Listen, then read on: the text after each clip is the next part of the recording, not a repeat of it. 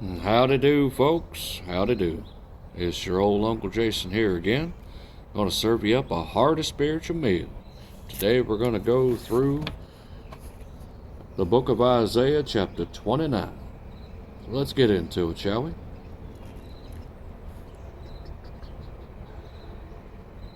There he is. Woe to Ariel, the city where David dwelt. Add ye year to year, let them kill sacrifices.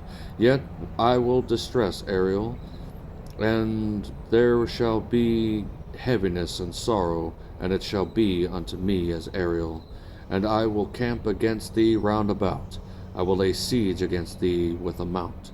I will raise forts against thee, and thou shalt be brought down.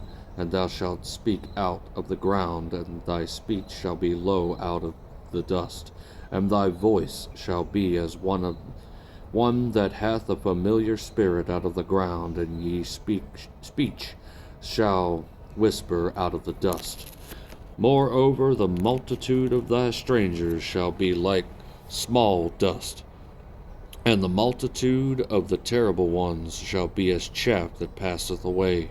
Yea, it shall be at an instant suddenly. Thou shalt be visited of the Lord of hosts with thunder, and with earthquake, and great noise, with storm and tempest, and the flame of devouring fire. And the multitude of all the nations that fight against Ariel, even all that fight against her and her munition, and that distress her, shall be as a dream of a night vision. It shall even be as when an hungry man dreameth, and, behold, he eateth, but he awakened, and his soul is empty, as when a thirsty man dreameth, and behold, he drinketh, but he awaketh, and behold, he is faint, and his soul hath appetite.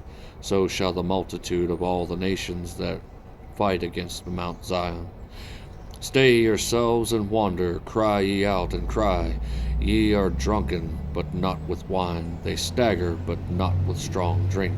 For the Lord hath poured out upon you the spirit of deep sleep, and hath closed your eyes, and prophets of your rulers and seers hath he covered. The vision of all is become unto you as the words of a book that is sealed, which man deliver to one that is learned, saying, Read this, I pray thee. And he saith, I cannot, for it is sealed. And the book is delivered to him that is not learned, saying, Read this, I pray thee. And he saith, I am not learned. Wherefore the Lord saith, For as much as this people draw near me with their mouth, and with their lips do honor me, but have removed their hearts far from me, and their fear towards me is taught by the precept of man. Therefore, behold, I will proceed to do a marvelous work amongst this people, even a marvelous work and a wonder, for the wisdom of their wise men shall perish, and the understanding of their prudent men shall hide. Woe unto them that seek deep to hide their counsel from the Lord, and their works are in the dark, and they say, Who seeth us, and who knoweth us? Surely your turning of things upside down shall be esteemed as the potter's clay, for shall the work say of him that madeth, He made me not? Shall the thing framed say of him that frameth it, He hath not understanding? Is it not yet a very little while, and Lebanon shall be turned into a fruitful field, and a fruitful field shall be esteemed as a forest? And in that day shall the dwarf hear the words of the book, deaf hear the words of the book, and the eyes of the blind shall see out of obscurity and out of darkness. The meek also shall increase their joy in the Lord, and the poor among men shall rejoice in the Holy One of Israel. For the terrible one is brought to naught, and the scorner is consumed, and all that watch for iniquity are cut off. That make a man an offender for a word, and lay a snare for him that reproveth the gate, and turn aside the just for the thing of naught. Getting heavy out here, folks. Pay attention. Therefore saith Thus saith the Lord, whom redeemed Abraham, concerning the house of Jacob. Jacob shall not now be ashamed, neither shall his face now wax pale. But when he seeth his children, the work of mine hands in the midst of him, they shall sanctify my name, and sanctify the Holy One of Jacob, and shall fear the God of Israel. They also have erred, and the Spirit shall come to understanding, and they that murmured shall learn doctrine. That's some heavy word today, folks. It's talking about how when pride comes on the play, things start to go awry relatively quickly. A nation that forgets God shall be turned into hell, even more so when you have a form of godliness but deny the power therein. Things go awry because you're not following God, but rather the idea of God. How many times have we run into that? I know I have. Where you're in church and most people want to talk about what they think about God rather than talk about Him or talk to Him. It's a sad day when the church of the living God, supposedly of God, cares only about getting butts in seats rather than hearts to Christ. They tell you things that tickle your ears rather than tell you the truth of the matter. Well, I'm here to tell you the truth, folks. It's your pride that will separate you from the Lord. It's your sin that you cover up that will be as a thorn in your side. Think of it this way. Sin is like a piece of shredded wheat caught under your dentures. If you leave it there, you get a blister and you have to eat Jell-O all week. But if you get rid of it, the sore heals and you feel better. Yes, I took that from an episode of The Golden Girls. Sophia Petrillo is the character that said it. But it has wisdom. Even though she was talking about anger, it can also be used to talk about sin.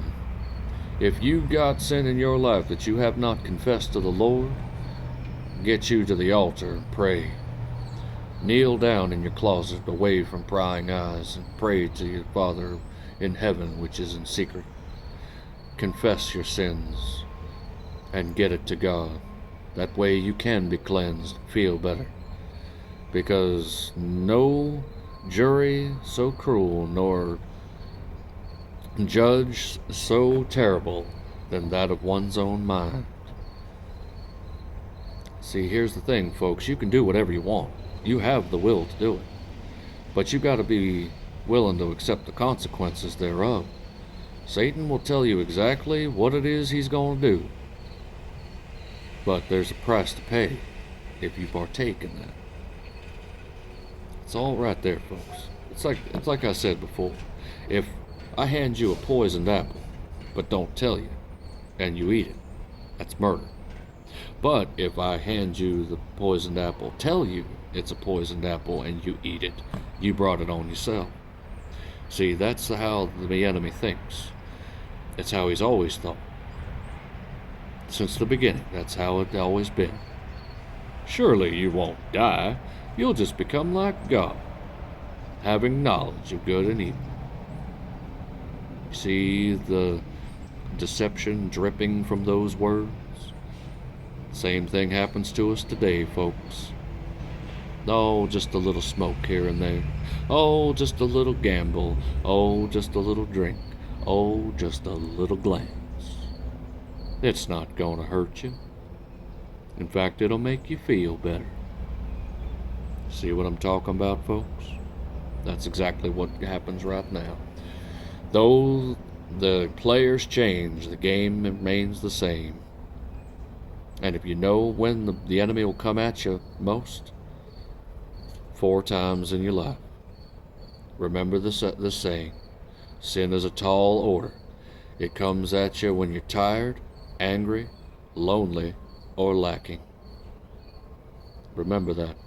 You get that in your spirit, you remember it well, and you'll know when it is to do. Best advice I got, came from a video that I watched on YouTube the other day, and it simply went like this.